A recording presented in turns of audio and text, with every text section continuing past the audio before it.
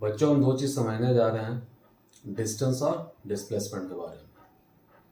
Physical quantities हमने समझा, और फिजिकल क्वांटिटीज़ में जो आपको स्टार्ट करना है, पढ़ना है, वह स्टार्ट होता है आपका डिस्टेंस और डिस्प्लेसमेंट से।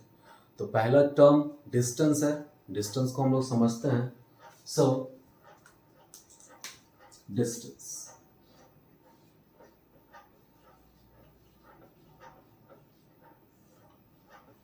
हिंदी में दूरी कहते हैं इसे।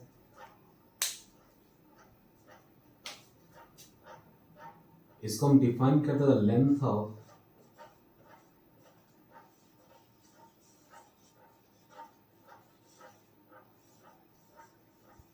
Actual path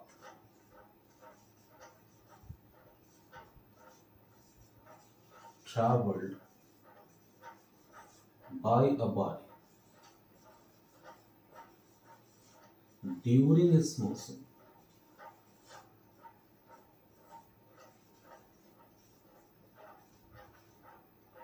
is called distance.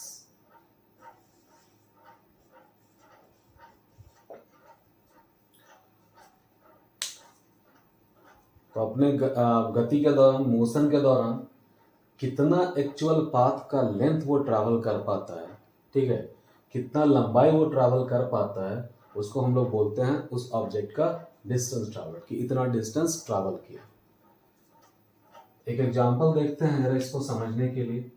Suppose a body starts traveling from A and travels 10 kilometers to B and again 10 kilometers to C and again 10 kilometers to D, then again 10 kilometers to E,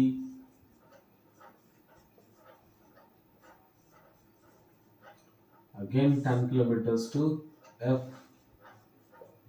again 10 kilometers to G, again 10 kilometers to H.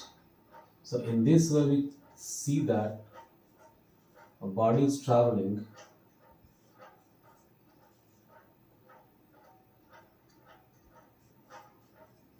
through a path A, B, C, D, E, F, G, H.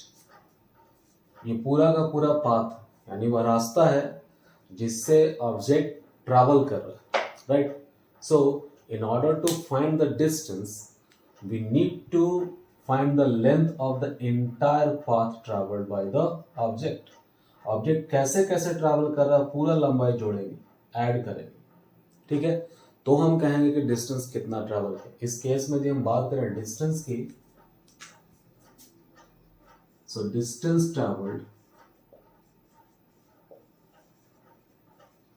is equal to AB plus BC plus CD plus DE plus FG, DE plus EF again plus FG plus GH। इन सब को जोड़ेंगे, the length of actual path traveled, ये path है वो रास्ता जिससे होकर के ऑब्जेक्ट ट्रैवल कर रहा है, तो इसका पूरा लंबाई कितना है इस रास्ते का, वो पूरा का पूरा लंबाई डिस्टेंस कहलाता है। तो इसका अगर डिस्टेंस ट्रैवल मालूम करना हो सबको जोड़ना पड़ेगा, 1 2 3 4 5 6 7, the distance travel is 70 kilometre. Simple है ये, ठीक है। आई होप कि आपको आइडिया लग गया होगा डिस्टेंस क्या। वैसे थोड़ा और समझ लीजिए, कर्व लाइन के बारे में पढ़ा है आप लोगों ने, तो कर्व लाइन इस प्रकार से होता है, कर्वलिनियर लाइन। अब सपोज कीजिए कि ए पॉइंट यहाँ से ऑब्जेक्ट इस तरह से ट्रैवल करते हुए बी तक पहुंचे, तो कर्व लाइन को हम पहले क्या करते हैं, धागा रखते हैं इस पैसे मोड़ मोड़ करके धागा पूरा, फिर धागे की लंबाई इसका से मेजर कर लेते थे। ठीक वैसे ही पूरा पाथ का लेंथ मेजर करना पड़ेगा ए से लेके बी तक, तब हम कहेंगे कि भाई ऑब्जेक्ट इतना डिस्टेंस ट्रैवल किया। So to find the distance we need to find the length of actual length of the path, right। अब अगर हम बात करें कैसा फिजिकल क्वांटिटी है, तो distance is a scalar physical quantity, it is a scalar physical quantity.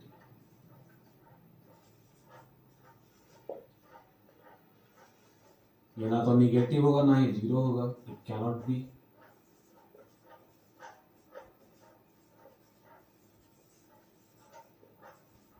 और zero, ये ना तो निगेटिव होगा ना ही जीरो होगा।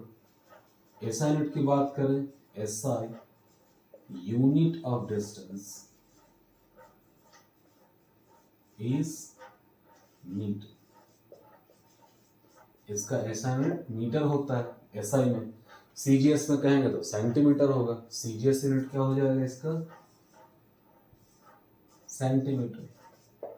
सीजीएस हम डिस्टेंस को सेंटीमीटर में एक्सप्रेस करते हैं। इसके बड़े यूनिट्स भी हैं, किलोमीटर, ठीक है, लाइट ईयर, पार्सेक, ये सारे इसके बड़े यूनिट हैं जिसमें हम इसको एक्सप्रेस करते हैं। तो एक बार जल्दी से रिकैप कर लेते हैं।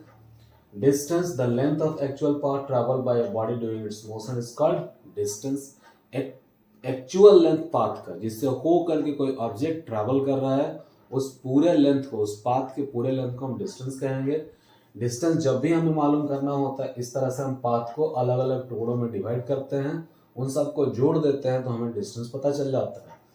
Distance is a scalar physical quantity, it cannot B negative और जीरो। ऐसा यूनिट इसका मीटर होता है, सीजीएस में सेंटीमीटर होता है। इसके बाद हम लोग बात करेंगे डिस्प्लेसमेंट का। डिस्टेंस के बाद आता है डिस्प्लेसमेंट। तो यदि हम डिस्प्लेसमेंट की बात करें तो डिस्टेंस से थोड़ा अलग, अप्रोच भी अलग रहेगा, टर्म भी अलग है, ये फिजिकल क्वांटिटी अलग है बिल्कुल। Distance displacement both are physical quantities. तो यहाँ पे हम बात करते हैं डिस्प्लेसमेंट का, हिंदी में इसको बोलते हैं विस्थापन।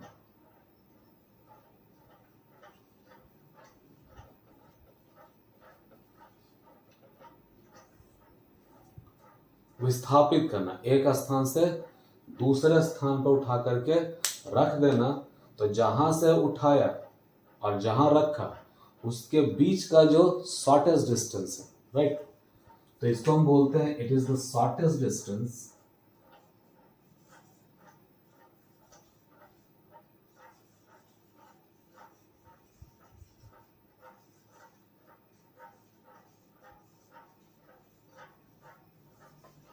Between two points.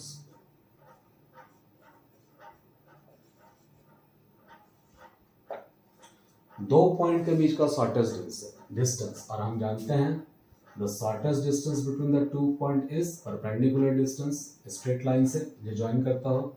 The shortest distance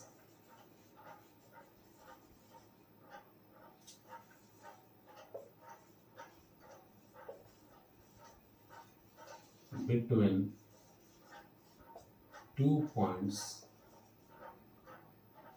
is the perpendicular distance।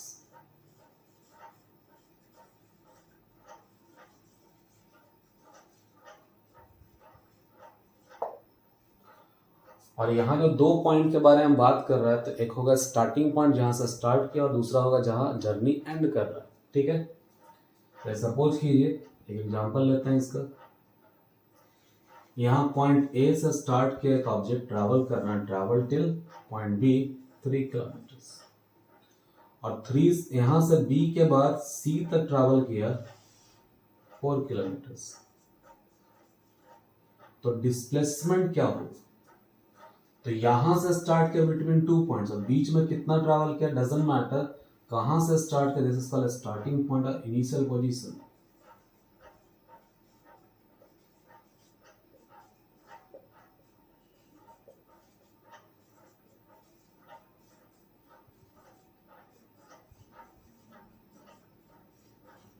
इसी तरह से कहां पर अभी है, ए से बी गया, बी से सी आया, तो ये है फाइनल पोजीशन। और इन दोनों के बीच का डिस्टेंस है ए सी।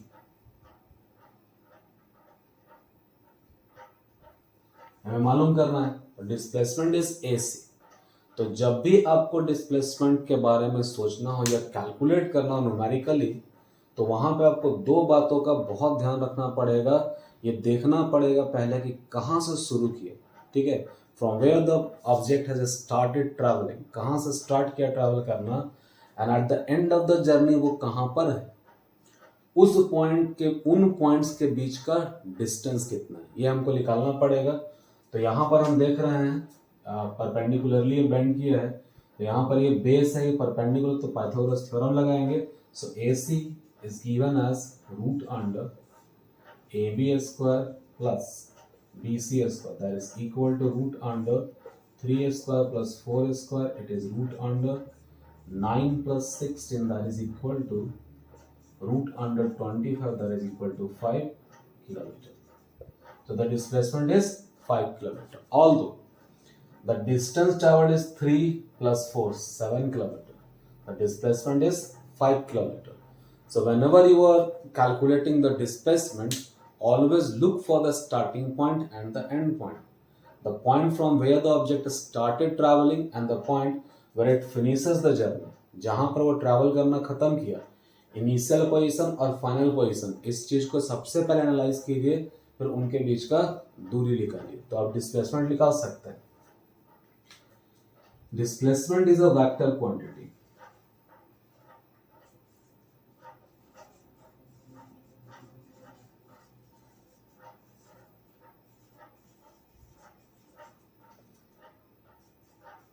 It is a vector physical quantity. It can be negative. हम लोग बात करेंगे कब नेगेटिव कब पॉजिटिव होगा। It can be negative और जीरो।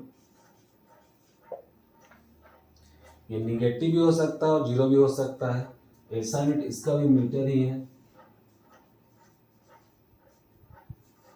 is meter। तो डिस्प्लेसमेंट जरा एक बार फिर से देख लेते हैं, रिकैप कर लेते हैं। It is the shortest distance between two points, दो पॉइंट के बीच का शॉर्टेस्ट डिस्टेंस है A और C। In the mean time कहाँ किधर किधर ट्रैवल किया डजंट मैटर, स्टार्ट कहाँ से किया और एंड कहाँ किया, उन दोनों पॉइंट्स के बीच का डिस्टेंस हम निकालेंगे, that is called displacement. The shortest distance, ये भी ध्यान में रखिएगा, जो शॉर्टेस्ट डिस्टेंस होता है दो पॉइंट के बीच का, it is the perpendicular distance, ये परपेंडिकुलर डिस्टेंस होता है। Distance is a vector physical quantity, right, it can be negative और जीरो, ये नेगेटिव और जीरो दोनों हो सकता है। SI unit is metre, same as of distance, जो डिस्टेंस का यूनिट है वही इसका भी यूनिट होगा। अब हम लोग जरा बात करेंगे कि कुछ न्यूमेरिकल्स भी देखेंगे, तो बात करेंगे नेगेटिव कब होगा, जीरो कब होगा। यहाँ पर एक बात आपको ध्यान में रखना है कि distance is always greater than और इक्वल टू डिस्प्लेसमेंट। डिस्टेंस जो होगा या तो बड़ा होगा डिस्प्लेसमेंट से डिस्टेंस, या तो उसके बराबर होगा, उससे छोटा कभी नहीं होगा। इस बात को भी ध्यान में रखिएगा। Distance can never be, distance is always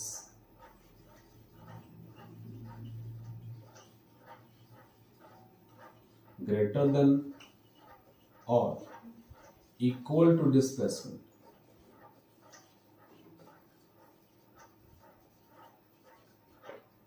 ये हमेशा या तो बड़ा होगा डिस्प्लेसमेंट से या उसके बराबर होगा। It can not be less than displacement.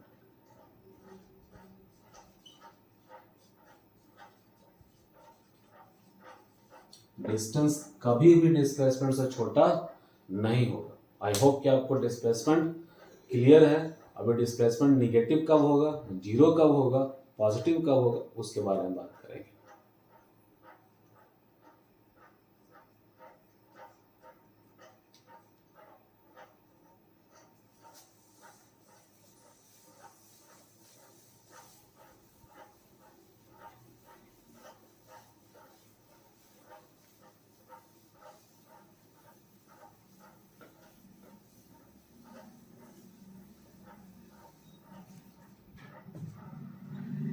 तो सबसे पहले हम देख लेते हैं positive displacement.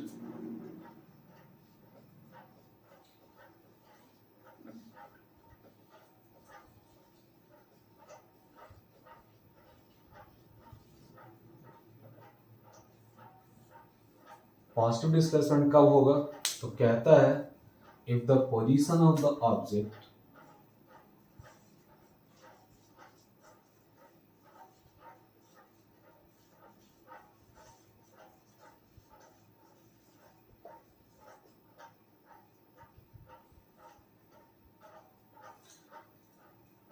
final position, not only position but the final position. If the final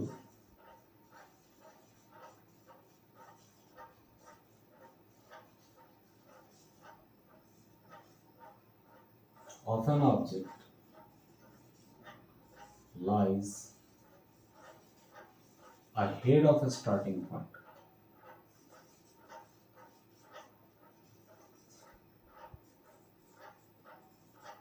the starting point means initial point.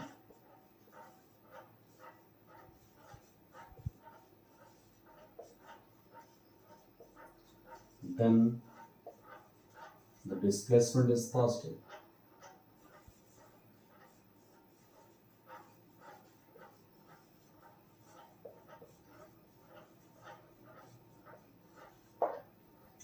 Suppose कीजिए कि स्टार्टिंग पॉइंट ए है और ये फॉरवर्ड डायरेक्शन में मोशन कर रहा है, इधर बैकवर्ड डायरेक्शन है, तो यदि वो यहाँ बी पे खड़ा है, राइट, इस पोजीशन पे, तो ahead of A starting point, ये स्टार्टिंग पॉइंट है।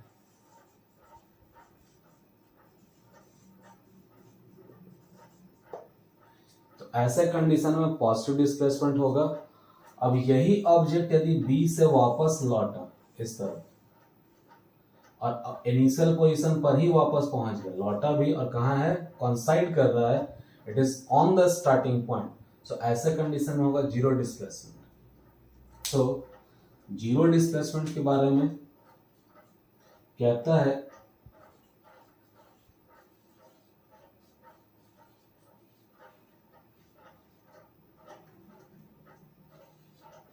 if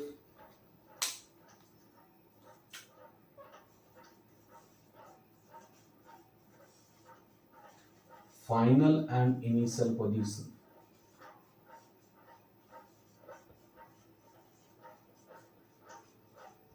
coincides,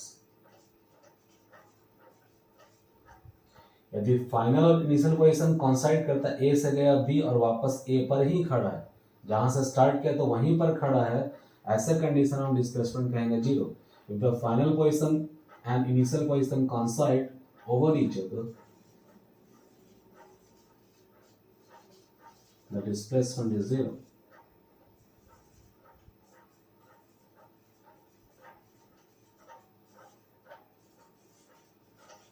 तो डिस्प्लेसमेंट जीरो होगा, तो इस कंडीशन में डिस्प्लेसमेंट जीरो हो। अब यहां से जो पीछे की तरफ चला गया, सी पोजीशन पे पहुंच गया, ठीक है, behind the starting point, then the displacement is negative. तो निगेटिव डिस्प्लेसमेंट हम कैसे डिफाइन करेंगे?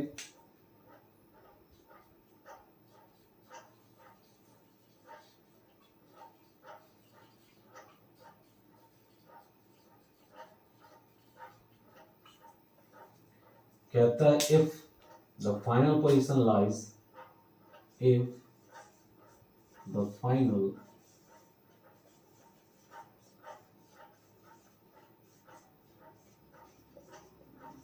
lies behind the starting point,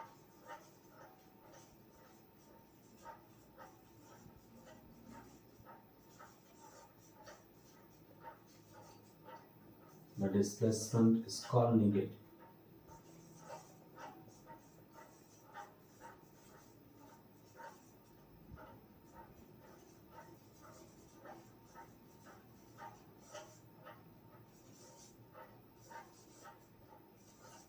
तो हम डिस्प्लेसमेंट को निगेटिव कहेंगे, right. And all this things makes a very clear sense. अगर कहता है, कोई आपसे पूछता है कि आप कहाँ खड़े हैं, आप बताते हैं कि हम सपोज कीजिए पटना से दिल्ली की तरफ फॉरवर्ड डायरेक्शन हो गया और पटना से हावड़ा की तरफ बैकवर्ड डायरेक्शन जर्नी होगी। सो कहता है कि मैं खड़ा हूँ plus 200 kilometre, it means ahead of Patna towards Delhi. तो अगर प्लस कहता है तो इसका मतलब आगे की ओर खड़ा है वो, अगर कहता है कि आप कहाँ खड़े हो, 0 किलोमीटर पर खड़ा, it means I am standing at the starting point, मैं स्टार्टिंग पॉइंट पर ही घूम फिर के खड़ा हूँ, राइट। और यदि कहता है कि I am at -200 kilometre, it means behind the Patna towards Howrah 200 kilometre पीछे खड़ा हूँ, तो डिस्प्लेसमेंट कैन बी पॉजिटिव, 0 और निगेटिव। ये डिपेंड करता है कि पोजीशन क्या है, स्टार्टिंग पॉइंट से कहाँ है, आगे खड़ा है, पीछे खड़ा है, या स्टार्टिंग पॉइंट के ऊपर खड़ा है। आई होप पॉजिटिव, 0 और निगेटिव डिस्प्लेसमेंट क्लियर है। एक न्यूमेरिकल्स अभी करेंगे हम लोग सिंपल सा, और एनालाइज करेंगे कि न्यूमेरिकल्स जब डिस्प्लेसमेंट पर आता है तो हमें क्या ध्यान में रखना है।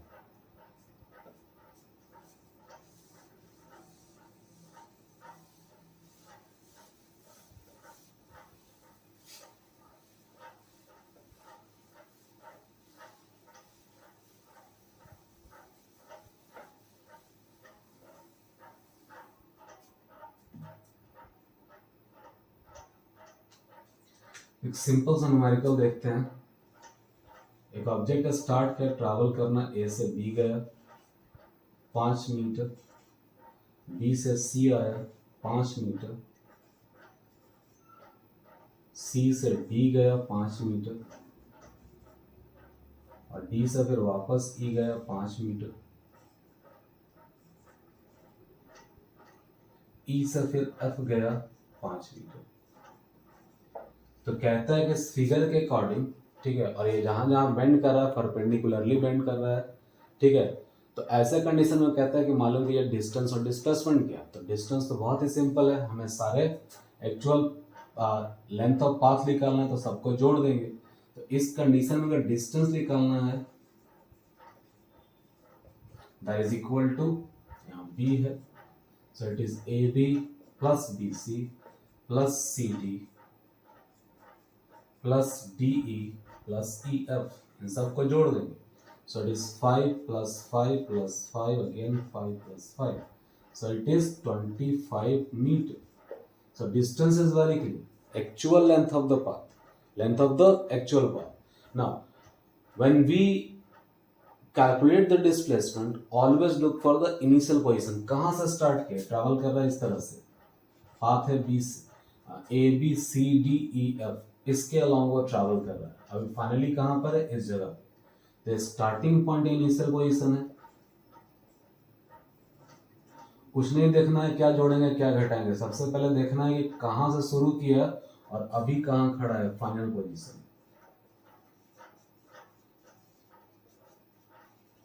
इनके बीच का शॉर्टेस्ट डिस्टेंस, तो यहां से यहां तक ए बी हो गया, इसको डॉट लाइन से मिला दीजिए, यहां से यहां तक ई एफ हो गया।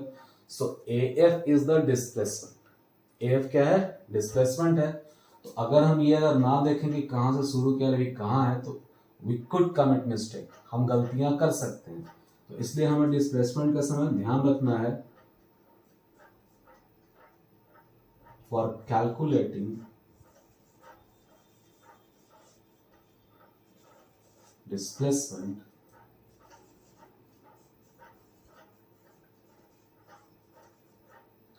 you must know about initial position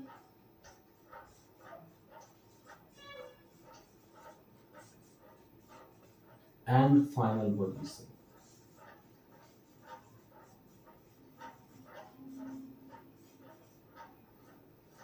of the body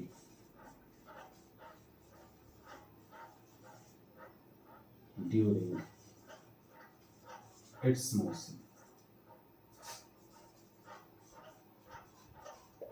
ये मस्ट है, इसको ध्यान में रखिएगा, उसके बाद कैलकुलेशन करते हैं। तो यहां पर हमारे पास डिस्प्लेसमेंट क्या है, displacement is equal to A F.